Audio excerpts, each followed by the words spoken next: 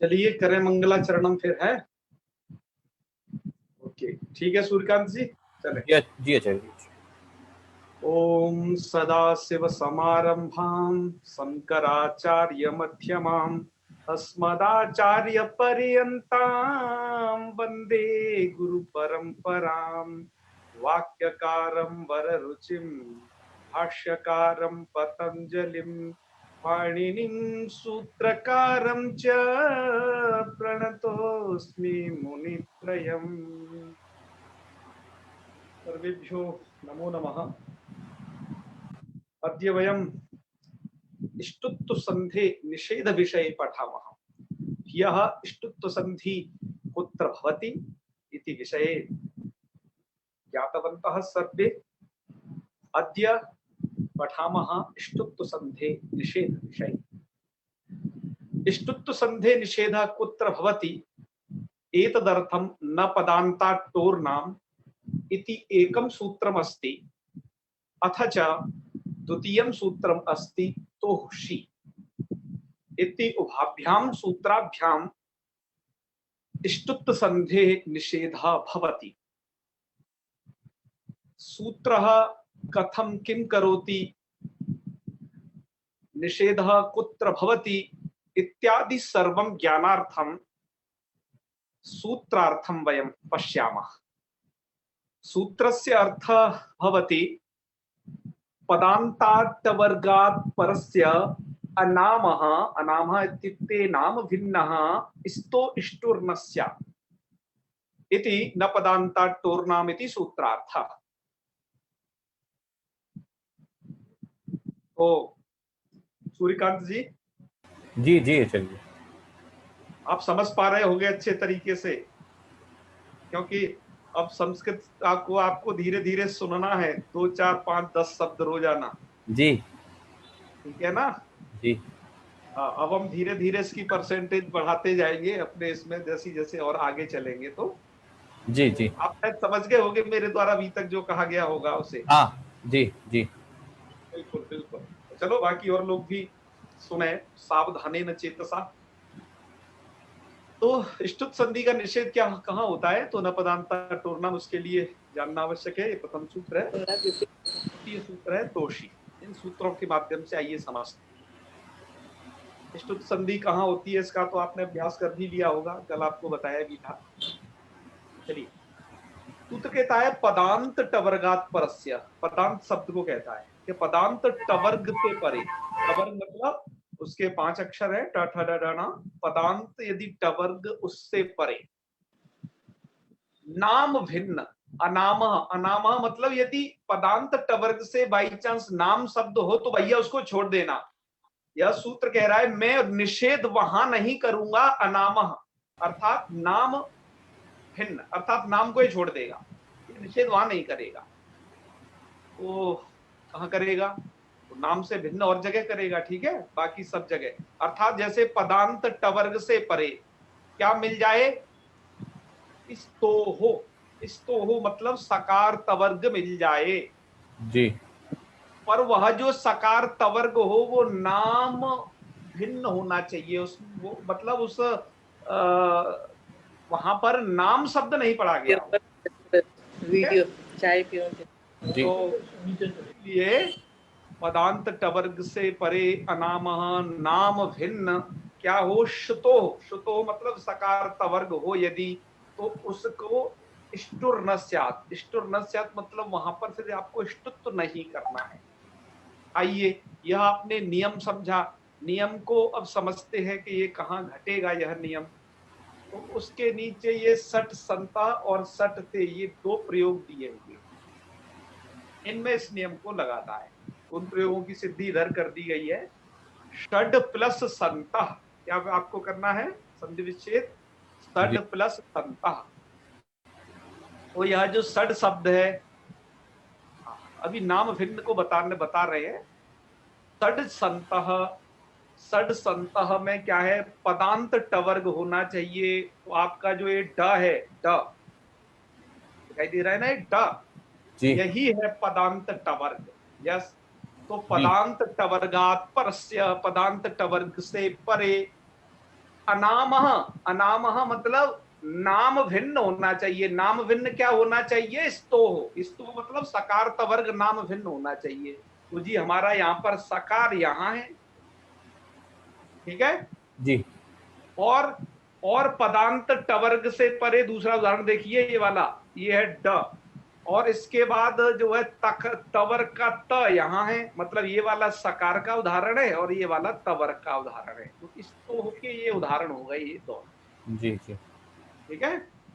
तो एक जगह तो पदांत टवर्ग से संतः का सकार परे है, एक बार पदांत टवर्ग से, मतलब तवर्ग का कोई एक अक्षर होना चाहिए, तो यहाँ पर त है।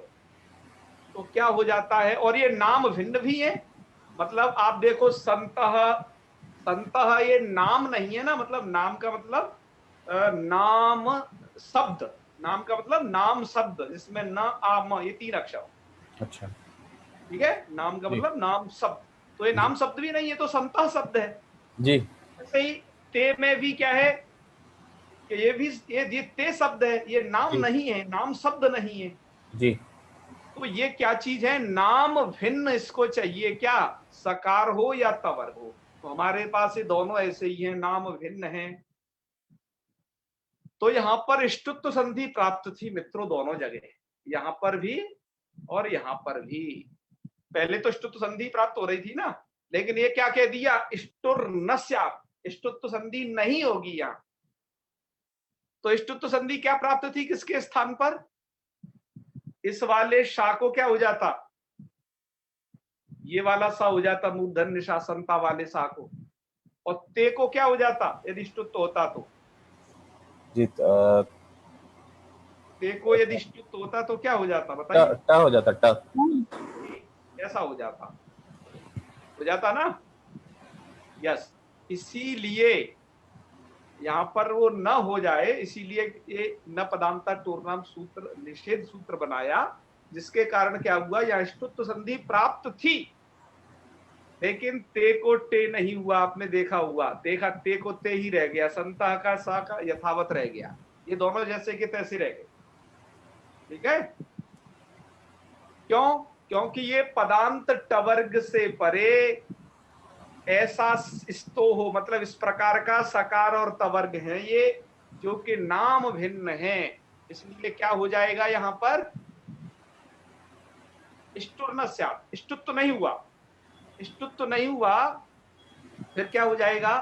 इष्टुत्व नहीं हुआ तो आपने देखा होगा यहाँ, अब ये डा, ड को ड टा में बदल गया दोनों जगह। यहाँ पर भी जो ड है ये वाला सड का, ये ड टा में बदल गया। किस नियम के अनुसार? आप कल एक नियम पढ़ चुके हो, खरीचा वाला, चरतु संधि का, वो आप आगे भी पढ़ोगे आप उसे। चरतु संधि में होता है कि यदि खर परे होता है तो खर परे ते है इधर, इधर संता का सा है, तो पूर्व में जो हो उसको खर परे रहते झलों को चर हो जाता है, तो इसलिए वो झल को चर हो जाएगा, तो मतलब प्रथम अक्षर हो जाता है। कल भी हमने किया था, इसलिए डा को टा हो गया, ये चरतु संधि के कारण हो गया जी। तो आपका रूप क्या बन जाएगा? जो इधर बने हुए हैं देखो, सट संता सट दे, यही वाले रूप है। यहाँ पर इष्टुत्व नहीं हुआ, कहने का मतलब ये है, टे को टे नहीं हुआ और शंता के शा को मूर्धन्य श नहीं हुआ। बात आ गई समझ में? आपकी पुस्तकों में एक बात और, आपकी पुस्तकों में कहीं कहीं पर क्या चीज है, आपकी पुस्तकों में कहीं ऐसा ही संधि विच्छेद कर दिया है, किसी किसी में सट प्लस संता। ध्यान दीजिए, मैं बता रहा हूं, आपकी किन्हीं किन्हीं पुस्तकों में सट प्लस संता ऐसा संधि विच्छेद कर दिया है, जो कि सही नहीं है। क्यों सही नहीं है? क्योंकि आप आगे चल के समझ भी जाओगे अभी, ठीक है। आचार्य जी ऐसे ही अलग, ये अलग अलग पदों में लिखे जाएंगे? सट संता इष्टुत्व तो नहीं हुआ तो हाँ अलग अलग लिखिए, जब इष्टुत्व संधि नहीं हुई तो कोई भी संधि नहीं हुई ऐसा कहा जाएगा ना? नहीं मतलब ऊपर तो हुई थी एक संधि प्राप्त थी, इष्टुत्व तो नहीं हुई, लेकिन चर तो संधि तो हो ही गई। हाँ, तो उन्हें आप अलग भी लिख सकते हो, वैसे मिला के भी कहीं कहीं दिया होगा शायद, है ना? पूरी तो प्रकृति भाव ही तो कर सकते, जैसे कि तैसे हो गई। नहीं, पर जैसे का तैसा नहीं हुआ, यहाँ तो चर्तु संधि भी हो गई, यहाँ कोई प्रकृति भाव थोड़ी ना है। अच्छा, यहाँ संधि पर भी। ये वाला जो है ड है, ड को तो ट जो हुआ है सर की, वो तो चर्तु संधि के कारण हुआ है ना। हाँ, तो यहाँ पर तो आप यही समझिए, आप उसे मिला के लिखना चाहे लिख सकते हैं, कोई दिक्कत नहीं, पर आपकी पुस्तकों में थोड़ा अलग अलग लिखा हुआ है, इसलिए जी हमने उसे अलग ही लिखा है। जी जी मिला के भी लिख सकते हैं, कोई दिक्कत नहीं, ठीक है। चलो जी हम आपको अनामह जो ये समझाएंगे, ये अभी थोड़ा और 2 प्रयोग पढ़ाने के बाद अभी और समझाएंगे। पहले आपको अब ग्रंथ के अनुसार हम चल रहे हैं, आपके ग्रंथ में फिर लिखा हुआ है पदांतात किम, जी लोक सिद्धांत कौमुदी में इसके बाद लिखा है 2 प्रयोग के बाद पदांतात किम, तो वहां पर उदाहरण दिया है ईटे। अब ईटे में क्या है, देखो ध्यान दो, ये सूत्र का कब लगता है, इसके लिए पदांत चाहिए, न पदांता टोर नाम के लिए। अब सूत्र पर प्रश्न किया जा रहा है, सूत्र पर प्रश्न किया जा रहा है कि जी इस सूत्र में पदांत मत रखिए, ऐसा सीधा रखिए ना, अगर टवर्ग से परे पदांत को हटा दो तो अर्थ क्या बनेगा, ये खुद सोचिए, खुद निकालिए, पदांत को एक साइड हटा दीजिए, निकाल दीजिए अपने मन से, फिर सूत्र का अर्थ बनेगा पदांतात को हटाने के बाद कि टवर्गात परस्य, पदांत को आपको हटा देना है, तो क्या बनेगा, टवर्गात परस्य,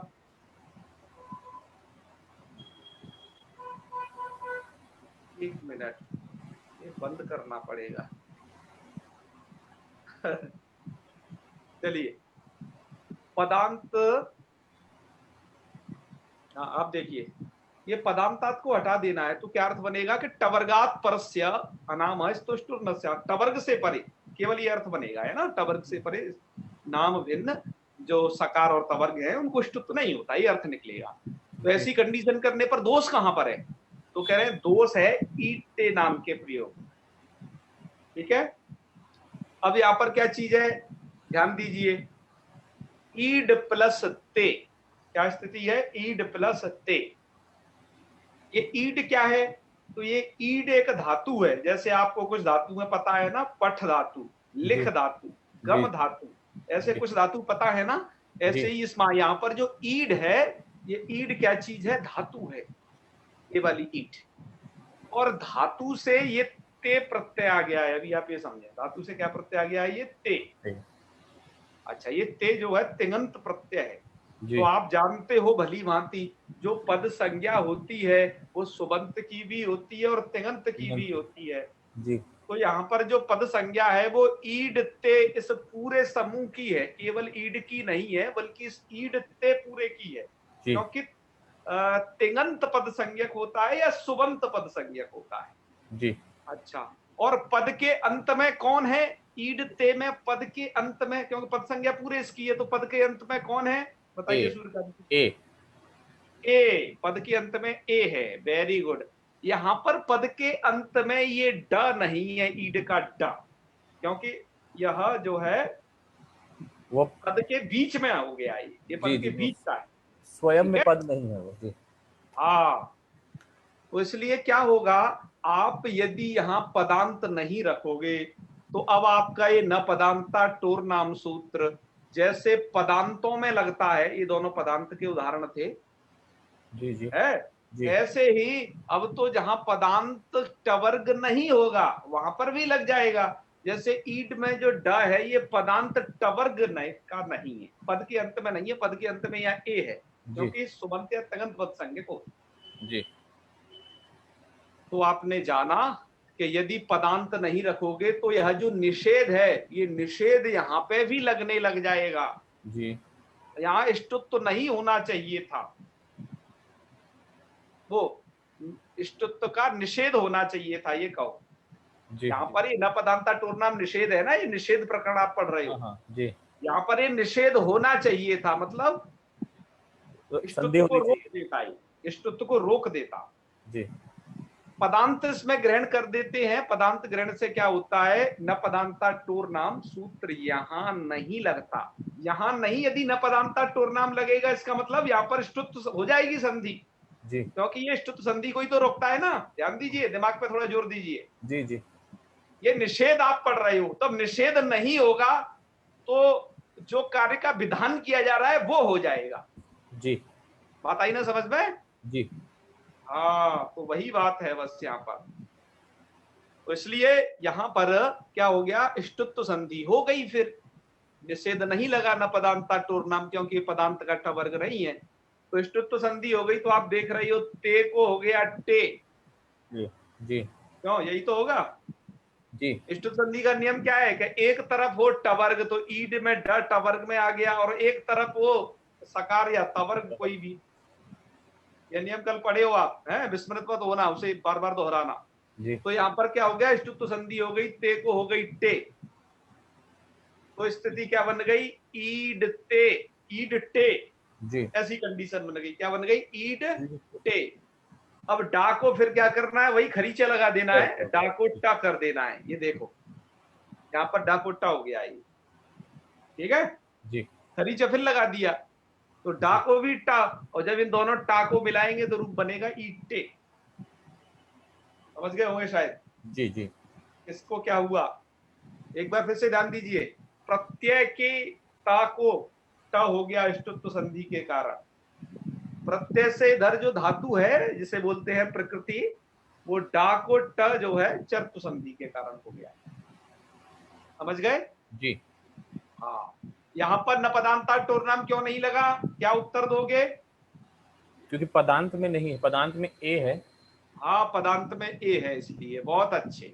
अच्छा, अब जैसे सूत्र में पदांत रखा तो पदांत के लिए प्रश्न किया, पदांत नहीं रखने पर क्या दोष आएगा उसका समाधान कर दिया। पदांत रखना जरूरी है। इसी तरीके से प्रश्न कर रहे हैं टोह किम। टोह किम का मतलब यह है कि आप ये क्यों कह रहे हो टवर्ग से परे, क्या कह रहे हो, पदार्थ टवर्ग से परे क्यों कह रहे हो, ट को हटा दो इसमें, क्या कह टवर्ग को हटा दो, तो मतलब क्या रख लो, केवल देखो मैं तुम्हें बता रहा हूं कि ऐसा कर लो कि पदांत शकार से परे, ऐसा कर लो, मतलब ये टवर्ग हट जाएगा तो हो जाएगा, ट को हटा दो मतलब शकार रख लो। तो यहां पर क्या चीज है, सर्पिस तमम में, सर्पिस तमम में ये शकार है, देखो, जो कि शकार तो है लेकिन वो श टवर्ग नहीं है ना, टवर्ग में 5 अक्षर आते हैं, श जी। एक अलग चीज है। जी जी ये पदांत टवर्ग नहीं है जो श है वो। जी तो उससे परे आपका या आपका त तो है, मतलब उधर मिल तो रहा है लेकिन इधर टवर्ग नहीं है। अतः इस सूत्र की जो कंडीशन है न पदांता टोरनाम की, यहाँ पे भी नहीं घट पाएगी। जी नहीं घट पाएगी तो निषेध यहाँ पर भी नहीं हो पाएगा, जी क्योंकि तो टवर्ग से परे करता है, और यहाँ पर तो पढ़ा गया है श। जी तो यहाँ पर भी क्या होगा, इष्टुत्व निषेध नहीं होगा। तो देखो हम निषेध प्रकरण पढ़ रहे हैं, जी जी इष्टुत्व निषेध नहीं होगा। जी इष्टुत्व निषेध नहीं हुआ तो क्या हो गया, तो इष्टुत्व हो गया, तो ता को हो जाएगा ट, क्योंकि देखो इधर योग है, इधर मूर्धन्य शकार इधर है और ता इधर है, ता को हो गया ट, तो सर्पिष्टमम, और जब आप इसे मिलाएंगे तो सर्पिष्टमम। जी इन दोनों जगह ये न पदांता टोरनाम सूत्र क्यों नहीं लगा कि एक जगह तो पदांत नहीं है और दूसरी जगह टवर्ग नहीं है, जी ठीक है, अतः दोनों जगह निषेध नहीं लगा। इसका मतलब इष्टुत्व का विधान हो जाएगा, है, इस बात को थोड़ा समझिएगा। जी जी चलिए अब आते हैं अगले नियम पर। जी आचार्य जी। हाँ जी, हाँ जी जी अभी ये वाला जो भाग बताया आपने टोह किम, तो हाँ, इसमें मतलब हमने ये करके देखा ना कि यदि वो न रखें, टोह शब्द न रखें, हाँ तो फिर हमने उदाहरण में उसमें श डाल दिया, और कोई हाँ, वर्ण ट को इसलिए डाल नहीं दिया डाला क्योंकि क्योंकि श्रुत्व संधि के लिए नियम में ट वर्ग और मूर्धन्य शकार है, इसलिए वहां पर श लेकर के बताया ना। इन दोनों की जरूरत होती है, इसलिए। ठीक। हालांकि जो है सर्पिष्टमम की प्रक्रिया और भी कुछ दूसरे तरीके से है, अभी हमने आपको सरल तरीके से बताई है ये, कि जितना आप समझ पाए, है ना। यहाँ पर और भी बहुत सारी बातें होती हैं पर उन्हें हम यहाँ नहीं कह रहे हैं जानबूझकर। जब सिद्धांत कौमुदी का कोई अध्येता होता है तो उसे वहां पर बताई जाती है, आपके लिए जितना आवश्यक है वो बता दिया गया। जी जी जी ठीक है ना जी।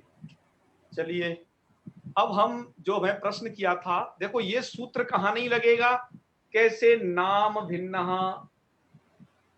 है, यहां नहीं लगेगा। मतलब पदांत टवर्ग से परे यदि सकार तवर्ग है, स्तोह है, लेकिन वो नाम भिन्न होना चाहिए। तो अब देखिए, अब एक बात बताइए, सड प्लस नाम क्या चीज है? सड प्लस नाम। नाम। अब देखो सड में जो ड है ये पदांत टवर्ग है, जी। सड में जो ड है वो क्या है? पदांत टवर्ग है।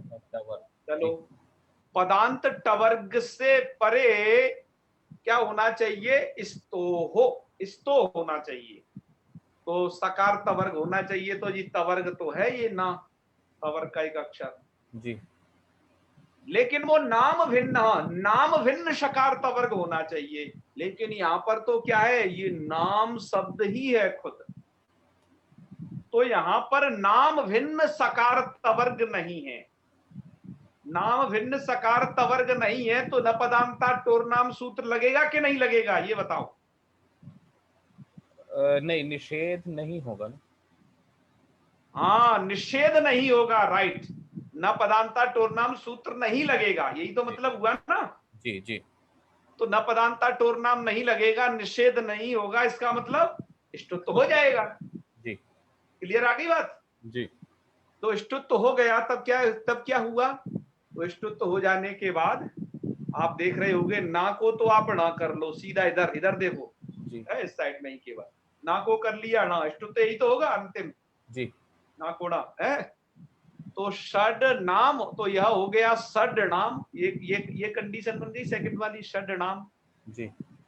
चलो, ऐसी कंडीशन होने पर एक सूत्र है, आप इसे आगे पढ़ोगे, हमने थोड़ा इधर दिया हुआ है, यरो नुनाशिके नुनाशिको वा। यह सूत्र इसमें आगे आएगा, लेकिन यहां पर लगाना उससे जरूरी है, उसके बिना काम चल नहीं सकता। यह सूत्र करता क्या है, मैं इसका भी केवल काम बता देता हूं। इस सूत्र का विशेष व्याख्यान जो प्रस्तुत होगा वो वहीं पर जाकर के होगा। जी। है मतलब एक सूत्र बाद, मतलब दो सूत्र बाद कह लो, क्योंकि बीच में एक जलान सुनते भी है। जी।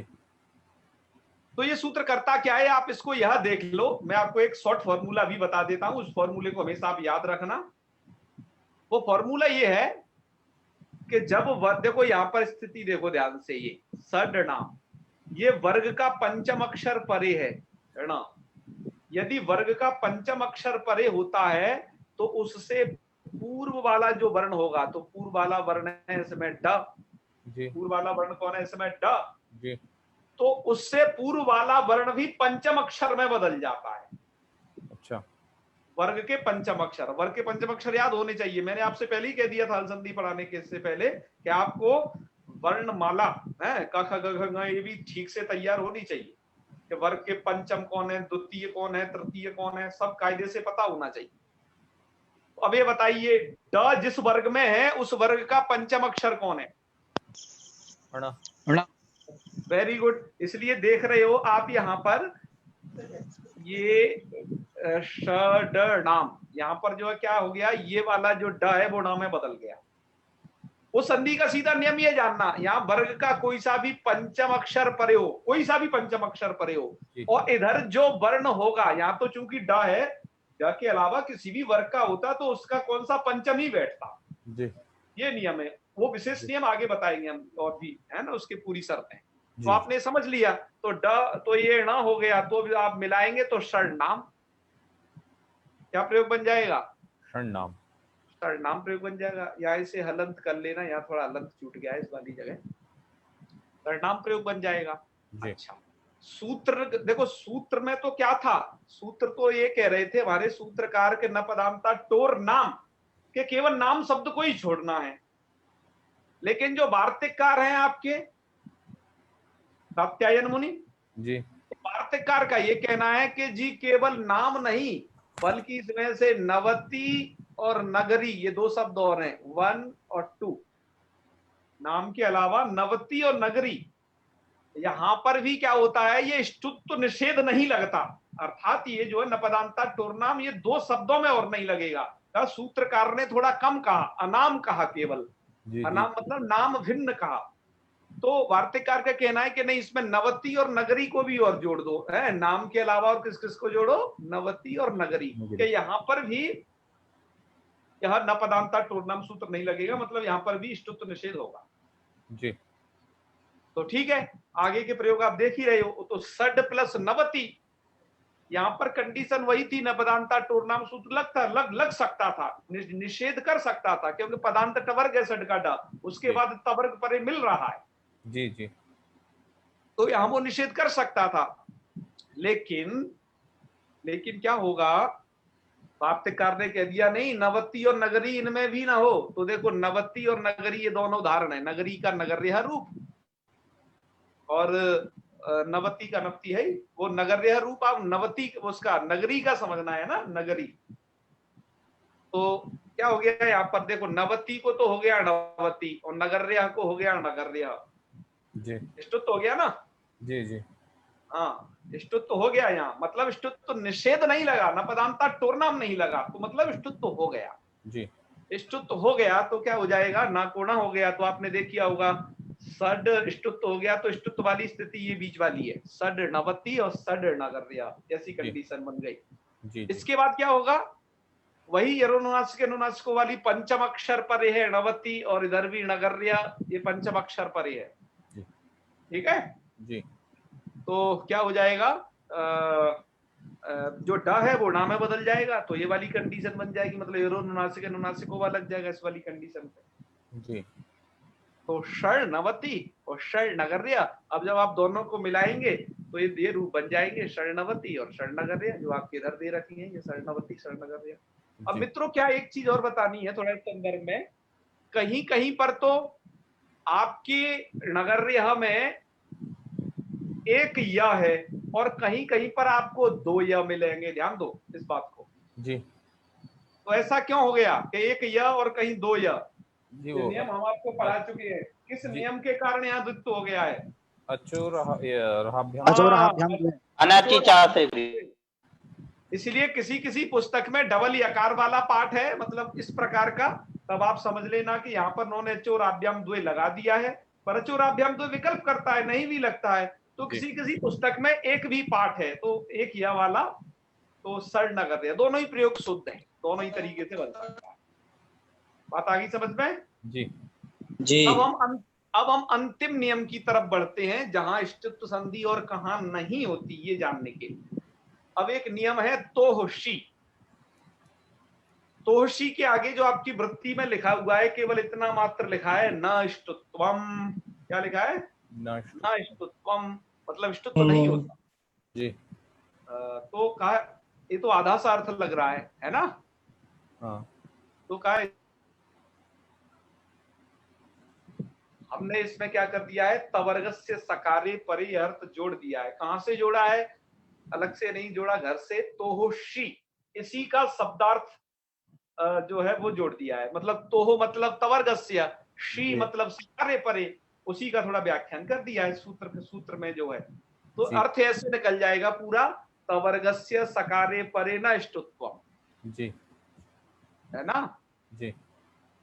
हाँ, तवर्गस्य शकारे परे, तवर्गात नहीं है यहाँ पर, तवर्गस्य इस प्रकार का अर्थ किया गया है, ठीक है ना, तवर्गस्य शकारे परे नष्टत्वम। चलो तो फिर अब देखिएगा यहाँ पर क्या हो जाएगा कि तवर्ग है आपका संषष्ठ प्रयोग बनाना है, तवर्ग है सन में न, और तवर्ग से शकार परे हो, शकार का मतलब ऐसा वैसा कोई शकार नहीं, ये वाला शकार जिसे आप मूर्धन्य शकार बोलते हो। तवर्ग से यदि शकार परे रहेगा तो यह इष्टत्व संधि पहले प्राप्त थी या नहीं, ये देखो एक सकार तवर्ग में से कोई एक अक्षर इधर है, मतलब तवर्ग का ना, और या ट में से कोई एक इधर है प्लस के साइड में, तो इतने मात्र से हो जाती है वो संधि प्राप्त। आपको पता ही है, जो इष्टत्व संधि पढ़ लिया उसके लिए इष्टत्व संधि क्या कठिन है, कुछ भी नहीं, कोई तारे कौन से तोड़ने हैं उसके, है वो तो एकदम बहुत सरल है जी। अतः यहाँ इष्टत्व संधि प्राप्त थी, तो उसी ने क्या कर दिया, तवर्ग से यहाँ सकार परे है तो इष्टत्व नहीं होता, तो नहीं होता तो वही नहीं होता, उसमें क्या किया जाए, जब आप इसे मिला दो तो संषष्ठ, ऐसा ही है, ठीक है। जी अच्छा, ऐसे ही हमने देखो यहाँ पर अनाम नवति नगरीणामिति वाच्यम का कोई अर्थ आपके में दिया नहीं है, लेकिन वो क्या अर्थ बनेगा, क्योंकि जो सूत्र जिस सूत्र पर जो वार्तिक होती है उसका अर्थ लगभग वैसा ही होता है। तो देखो, पदांत टवर्गात परस्य, ये हमने यहां से उठा लिया, न पदांता टोर नाम, क्योंकि सी की तो वार्तिक है ये। जी और देखो इस्तो इष्टुर न स्यात्, तो इस्तो इष्टुर न स्यात्, ये वाली दोनों चीज समान है। मैं आपको अर्थ बता रहा हूँ वार्तिकों का अर्थ कैसे किया जाता है, नहीं भी लिखा हो तो कैसे समझना है। और अनाम नवति नगरीणामिति ये इसमें लिखा ही हुआ है, तो इसमें क्या कर लेना है, अनाम अ का मतलब होता है नए, नए मतलब भिन्न, जी तो इसलिए भिन्न से अर्थ जोड़ दिया। तो क्या, और वार्तिक में से वार्तिक का जो अर्थ था वो एक ग्रीन अक्षर में लिख दिया है कि नाम नवति नगरी भिन्नस्य, नाम नवति नगरी भिन्नस्य, अनाम नवति नगरी नाम, इतने का अर्थ ये कर दिया है। तो आप समझ गए होगे ये कैसे, ये क्योंकि सूत्र के दायरे में ही वो वार्तिक लगे वहां पर है। तो आज का ये पाठ हो गया, आपने इस पाठ को आज समझ लिया होगा। और इष्टुत संधि पढ़ ली, इष्टुत संधि का निषेध पढ़ लिया, कल एक नई संधि पढ़ेंगे फिर से। और आपकी पुस्तकों में, चाहे वो गोविंदाचार्य जी की हो या भीमसेन शास्त्री जी की हो, वह किताब, उनकी किताबों से एक बार अभ्यास कर लेना इनका। और जी ठीक है, और अभ्यास में कहीं दिक्कत आए तो फिर पूछ भी सकते हो, कोई दिक्कत नहीं। अब आपके प्रश्न आमंत्रित हैं, हो तो आज का पाठ हो गया, क्यों क्या करना, ज्यादा ज्यादा थोड़ा इतना पढ़ा जाए एक एक चीज, इससे आराम से क्लियर हो जाए। जी प्रदीप जी। गुरुजी, जो इट्टे लिखा है ना जो आपने उधर, हाँ तो अंत में ते है जो, हाँ तो ता में ए है गुरुजी, तो हाँ। इधर यदि हम तवर्ग को टवर्ग होगा तो इधर तो ए कैसे कर देंगे हम, ए को थोड़ी ना होता है ये चीज। तो ए को तो वहां कर कौन रहा है, ता को ही तो टा कर रहा है। तो ता कैसे हुआ गुरुजी, ए पर में है ना, ए है ना पद के अंत में उधर, तो अरे पहले डा है ना, डा है, पर इनकी पद संज्ञा हो गई तो दोनों एक पद होगा, ये एक पद होगा ना गुरुजी। एक पद तो वैसे ही है, ईड प्लस ते, ईड या धातु है और ते पद है, तो मतलब ते पद नहीं है, सॉरी, ते प्रत्यय है। और प्रकृति प्रत्यय दोनों की मिलाकर के यदि वो तिङंत होना चाहिए, मतलब तिंग प्रत्यय होना चाहिए, सुप प्रत्यय होना चाहिए, तो सुबंत और तिङंत मिलकर के पद संज्ञक होते हैं। तो ईड ते, इतना यह समुदाय पद है। अच्छा, तो ए को प्रत्यय में मान लिया तो वो एक पद बन गया, तो ते को कर देंगे उधर है, ते पद है, ते, अच्छा। ते पद नहीं, सॉरी, ते प्रत्यय है, और पद संज्ञक कितना है पूरा, ईड ते, यह ईड पूरा ते। पद समुदाय। अच्छा ठीक हाँ, है। तो अच्छा मत करो, एक बार और समझ लो इधर, हाँ एक समझ बार बता नहीं दो। पाए। देखो, यह जो ते है ना, ये तिंग है, तिंग, तिंग प्रत्यय, जी और यह है ईड है धातु। तो हमारा सुप्तिगंतम पदम का नियम क्या कहता है, सुबंत अर्थात सुप जिसके अंत में होगा या जी तिंगंत, तिंग जिसके अंत में होगा, ऐसा तदादि जो समुदाय है वह समुदाय पद संज्ञक हो जाएगा। तो जी हमारा जो समुदाय जो पद संज्ञक हुआ वो इतना समुदाय पद संज्ञक हुआ। जी, पद संज्ञा मतलब इतने की हुई, इतने का पद नाम संज्ञा क्या हो है, गई। पद। जी, अब बताओ पद के अंत में कौन है, पद के अंत में ए है गुरुजी। ए। पद के आदि में कौन है, आदि में गुरुजी यदि उधर लेंगे तो ता है, ता। उधर ही लेना है, क्योंकि पूरे का नाम पद है, प्लस को भूल जाओ, ये तो बच्चों के लिए लगाया जाता है। तो तकार है गुरुजी, तकार। तो पद का अंत है ए, पद का आदि कौन है, तकार। ई। मैंने क्या कहा, पूरे की पद संज्ञा है। अच्छा पूरे की, अच्छा तो ई है गुरुजी। हाँ, यही तो तुम्हें चक्कर पड़ जा रहा है, इसीलिए तो हर एक चीज पूछी जा रही है। आदि देखो, पद का अंत और पद का आदि, पद का मध्य, ये सब है, पद का मध्य ड यहाँ पर। अच्छा पूरा पद एक मान लिया गया तो आदि हम पहले को ई को मान लेंगे गुरुजी। मान लिया नहीं गया, सुप्तिगंतम पदम पे यही समझाया था। एक बार वीडियो देखिए, मैंने क्या वहां पर बताया भी था। ये जो है पदांत है ना, ये जान खा लेता है बच्चों की इस संधि प्रकरण में। इसलिए वहां पूरे के सब सुप प्रत्यय ला करके स्लाइड बनाए थे, तिंग प्रत्यय भी ले आए थे। ठीक है ना? जी गुरुजी, तो आ गया वो। अब आपको अब इस क्लियर हो गया होगा, इसमें पद के अंत में ये ड नहीं है, ये पक्की बात हो गई। गुरुजी, इसे इस प्रकार से भी कहा जा सकता है कि ईड अभी पद ही नहीं है, तो पदांत में फिर हम कैसे ढूंढ सकते हैं, इसलिए उसमें बिल्कुल अभी पद है ही नहीं, ये तो मूल धातु है। ते, हाँ बिल्कुल मूल धातु है। ते लाने के बाद उसकी पद संज्ञा हो जाती है। हाँ, तो अभी जब संधि हो रही है तब वो पद है ही नहीं, तो इसलिए पद तो बताना पड़ेगा उसको, पद तो कहना पड़ेगा, क्योंकि ते आगे परे है ना, ते आ चुका है। और जैसे ही वो आएगा तो पद संज्ञा हो जाएगी, पद संज्ञा होने में आपत्ति नहीं होगी। जी गुरुजी, तो ऐसे कहा जाएगा, क्योंकि ते आ गया तो इसका मतलब पद तो निश्चित हो जाएगा, तिङंत होने के कारण वो पद संज्ञा। ये ध्यान दो। अच्छा, पदांत टवर्ग होना चाहिए तभी ना, मतलब न पदांता टूर्नाम लगेगा। अब एक बात बताइए, अब ये पदांत टवर्ग है क्या? ये मतलब पदांत टवर्ग में ड आता है क्या? नहीं, मतलब ये टवर्ग तो है, लेकिन पद का अंत नहीं है यहाँ पर। क्या समझे प्रदीप बृथरे जी? इसमें हाँ, तो इसलिए ये टवर्ग है, लेकिन दो चीज एक साथ होनी चाहिए, वो पदांत भी हो और टवर्ग भी हो एक साथ जी, एक ही टाइम पर। तो है ना, तभी वहां पर ष्टुत्व संधि का निषेध लगता है। तो ये क्या है, टवर्ग है, केवल पद का अंत नहीं है, इसलिए ष्टुत्व संधि निषेध नहीं होगा। निषेध नहीं होगा, इसका मतलब ष्टुत्व संधि हो जाएगी जी, है ना? अब आ गया गुरुजी, समझ गए। कोई बात नहीं, कोई बात धन्यवाद। इन चीजों को बार बार समझना होता है। ये कन्फ्यूजन बहुत कर रहा था गुरुजी मुझे, इसीलिए। अरे चिंता नहीं करो, हमारे रहते हुए कोई कंफ्यूजन नहीं होंगे आपको। बस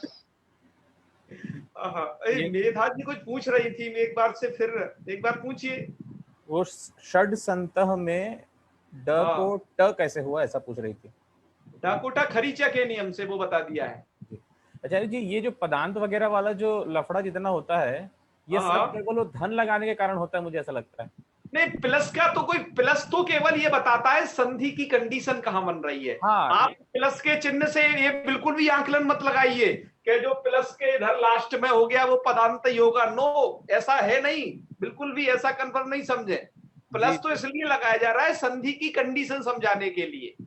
और इस प्लस के कारण बहुत सारे छात्र क्या समझ लेते हैं कि भैया जहां पर ये प्लस समाप्त हो गया तो उससे इधर पूर्व वाला तो पदांत है और इधर वाला नहीं है, ऐसा समझते हैं ना। पर नहीं, ऐसा नहीं है, प्लीज इसको सही से समझें। एक इसी में एक थोड़ा सा क्लियर करने के लिए स्वयं के लिए, मान लीजिए कि जैसे ईड तो धातु है, अभी तो ते प्रत्यय लगने के बाद वो पद बनेगा, और जैसे षड जो था वो पद तो था ही। मान लीजिए षड के बाद यदि और ऐसा कुछ होता जो बाद में प्रत्यय वगैरह होता, तो भी उसको अपन पदांत नहीं मानते क्यों? षड के बाद क्या होता? षड के बाद भी ऐसा कुछ अगर तिङंत या ऐसा कुछ प्रत्यय होता तो? हाँ देखो, षड के बाद सुबंत प्रत्यय होना चाहिए या कोई तिङंत प्रत्यय होना चाहिए। मतलब कोई सा भी, वो सुबंत या तिङंत से बना हुआ होना चाहिए वो शब्द, तभी वो पद संज्ञक होता है। हाँ, अगर नहीं, मतलब इस तरफ भी जैसे षड है, एक पद जैसा उदाहरण में लिए थे, और इस तरफ भी कोई तिङंत या सुबंत ऐसा प्रत्यय समथिंग कुछ है जो पद संज्ञक है, तो अब अभी भी अपन जो पदांत मानेंगे वो जो सुबंत और तिङंत वाला जो आखिर में जो होगा वही माना जाएगा इधर। वही माना जाता है, बस ये मध्य हो जाएगा। हाँ, वो मध्य, सुप अंत हो और तिङ अंत हो, वो पद संज्ञक होगा। और अब हमें पद संज्ञा हमने जान ली कि इसकी पद संज्ञा हो गई, तो अब पद का आदि ढूंढना हो तो आदि में चले जाओ, शुरुआत में। पद के अंत में पहुंचना हो तो पद के अंत में पहुंचना, उसी को पदांत कह देते हैं। पद प्लस अंत बराबर पदांत। पद मध्य ढूंढना हो तो पद के बीच में घुस लो। जी जी, ये धन तो हम केवल ऐसा दिखाने के लिए है, संधि के लिए लगाते हैं कि इस जगह संधि की कंडीशन बन रही है, पदांत से इसका लेना देना नहीं है। बहुत सही, बहुत सही आपने समझा और समझाया। और हम अभी तक हम अभी तक ये बात बता नहीं सके थे आपको, लेकिन सूर्यकांत जी ने बात आपको बता दी कि इस प्लस का चिन्ह का पदांत से कोई लेना देना नहीं। पदांत के लिए आपको सुप्तिगंतम को समझना होगा बस जी। कल वो अभी जो बताया उसी का व्याख्या। कल तक मुझे भी ये थोड़ा परेशान कर रहा था, लेकिन कल मैंने वो ओझा गुरुजी का एक वीडियो देखा जिसमें पढ़ा रहे हैं स्वामी रामदेव जी के चैनल पे ना, तो उसमें उन्होंने कहा कि धन नहीं बोलना नहीं लिखना वो बच्चों के पढ़ाने के लिए ठीक है, क्योंकि धन बोल दिए मतलब वहां फिर संहिता का विषय नहीं हुआ, संहिता का विषय नहीं होता। बिल्कुल बिल्कुल, एक बताते हैं गुरुजी प्राय तभी वो समझ में आया। बहुत अच्छे बहुत अच्छे। पूछ लो और भी किसी को संदेह है सट वगैरह के विषय में, बहुत लोग संदेह कर रहे हैं। हो गया वो संदेह वारण तो बताए फिर जी। और कोई तो हाथ खड़े नहीं कर रहा।